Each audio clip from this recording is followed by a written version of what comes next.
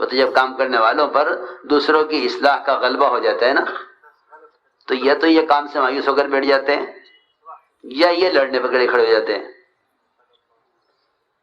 کہ اصول پر آؤ ورنہ ہم تم سے لڑیں گے. کہ نہیں، اصول لڑنے کے لیے نہیں ہوتے، اصول تو ڈرنے کے لیے ہوتے ہیں. اصول لڑنے کے لیے نہیں ہے. سب سے بڑی بے اصولی جس سے امت کا نقصان ہوگا وہ اصول کے لیے لڑنا ہے.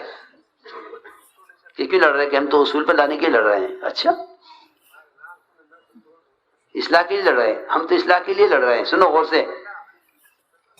ایک صاحب نے حضرت سے کہا، مولانا صاحب سے، کہ حضرت دعا کر دیجئے، میں الیکشن لڑنے جا رہا ہوں، کامیابی کی دعا فرما دیں. کیا کرنے جا رہے ہیں؟ الیکشن لڑنے.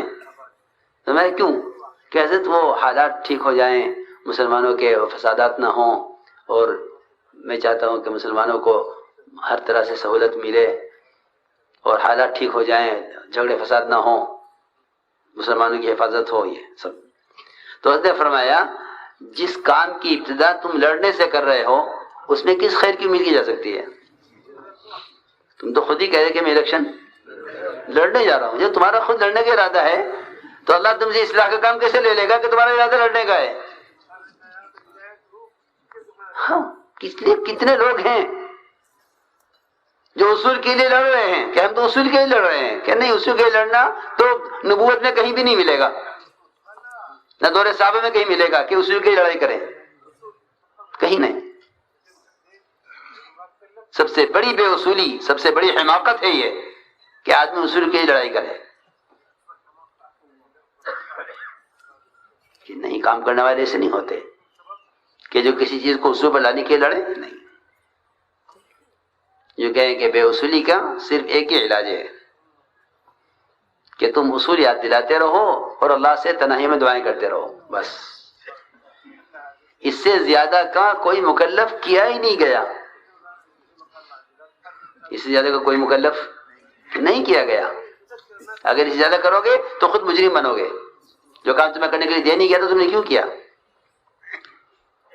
کوئی ہے ہی نہیں، گنجائش ہی نہیں ہے اس کی.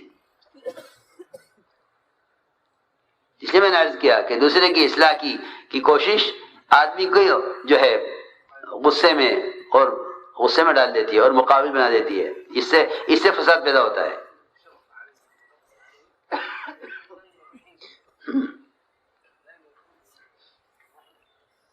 تو بہت عجیب قصہ ہے یہ. اس میں ہمارے لیے بہت اصول ہیں کہ عمر رضی اللہ تعالیٰ عنہ اس پر نہیں رو رہے تھے کہ میری آیا شراب پی رہی ہے، میری آیا کا کیا ہوگا.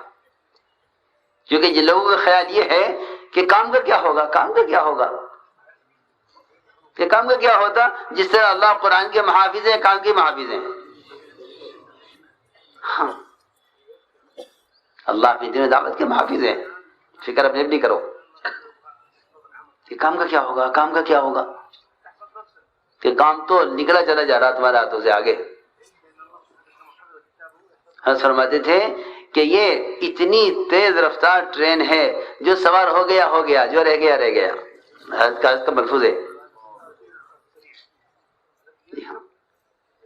اس لیے ہمارے یہاں احتجاج نہیں ہے، احتیاج ہے.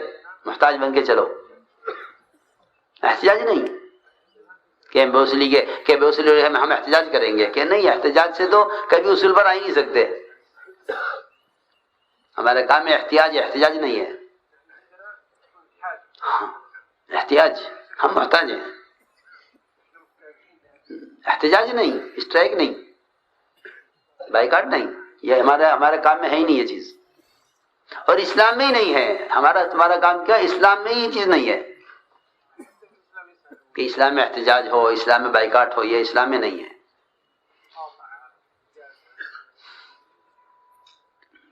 تو عمر رضی اللہ تعالیٰ روتے ہوئے نکلے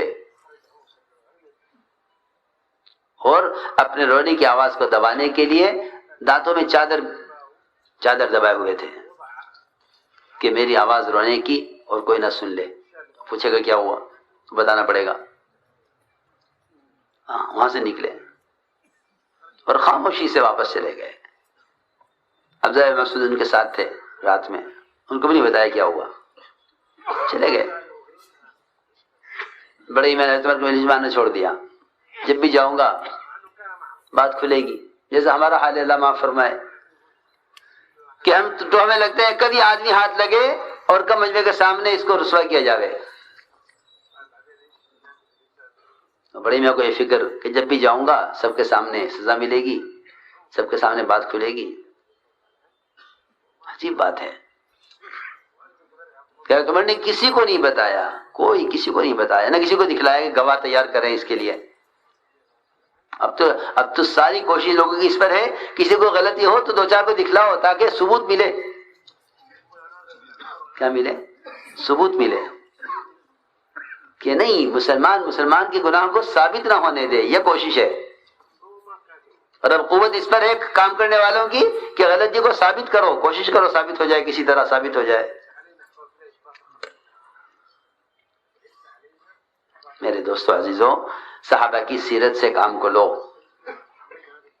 صحابہ کی سیرت سے لو کام کو، اس کے بغیر اس کے علاوہ کوئی اور راستہ نہیں ہے۔ عمر رضی اللہ تعالیٰ عنہ ایک عرصہ گزر گیا، بڑے میں آئے نہیں، حضرت عمر کے مجلس میں آئے تو بہت عرصے کے بعد پرانی ہو گئی، بھول بھال گئے ہوں گے، چلو وہ جا کے بیٹھے تو پیچھے چھپ کر بیٹھے۔ حضرت عمر نے دیکھ لیا، میں میرے پاس لاؤ بڑے میاں کو۔ بڑے میاں سے کہا کہ چلیے، حضرت عمر نے بلایا۔ روایت میں ہے کہ بڑے میاں کو یقین ہو گیا اب ساری مجمع کے سامنے رات کی بات کھلے گی۔ عمر رضی اللہ تعالیٰ عنہ بڑی میاں کو اپنے قریب بٹھایا، اور قریب آؤ، ڈرتے رہے، نہیں اور قریب آؤ، پر ڈرتے رہے کہ نہیں میرے پاس بیٹھو یہاں برابر میں۔ وہاں بیٹھ کے تمہارے نے کان میں کہا بڑے میاں کے، میں نے اس رات کی بات کسی کو نہیں بتائی، کان میں کہا میں نے اس رات کی بات کسی کو نہیں بتلائی۔ بڑے میاں نے کہا عمر کان قریب لاؤ، میں نے اس رات سے شراب آج تک نہیں پی۔ ہاں یہ ہے اصلاح کا راستہ، یہ اصلاح کا راستہ۔ امام علیہ السلام فرماتے تھے ہمارا کام تو ساتھیوں کی خوبیوں کا تذکرہ کرنا ہے، خرابیوں کا تذکرہ۔ تو فرماتے تھے اگر تم نے ماحول کو سدھار رکھنا چاہتے ہو تو پھر باطل کو مارو اس کے تذکرے چھوڑ کر، اگر باطل کو ختم کرنا چاہتے ہو، ورنہ لوگوں کی خرابیوں کو بیان کرنا باطل کو قوت دینا ہے۔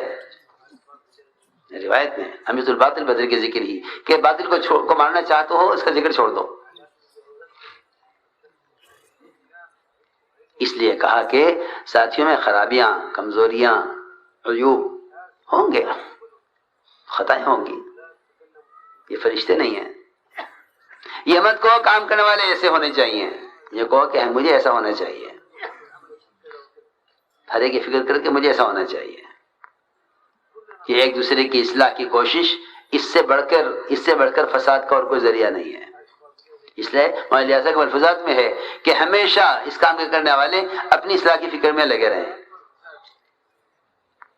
دوسروں کی اصلاح تو انبیاء کے ہاتھ میں بھی نہیں ہے، لو